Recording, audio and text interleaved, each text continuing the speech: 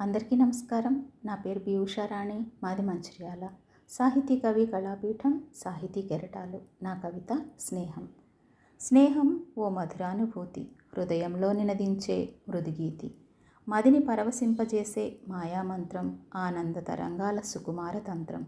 మనసుకు నచ్చిన నేస్తం చేరువైతే యుగాలైన క్షణాలై జారిపోతాయి. ఎంతసేపు ముచ్చటించినా తేనెల మాటలు తరగక మిగులుతాయి. వయసు పెరిగిన వన్నె ఛాయలు చెదరవు, కాలాలు మారిన బంధం అణువంతైనా తరగదు. చేరువలో ఉన్న దూరాన ఉన్న మమతామృతం మనను వీడిపోదు.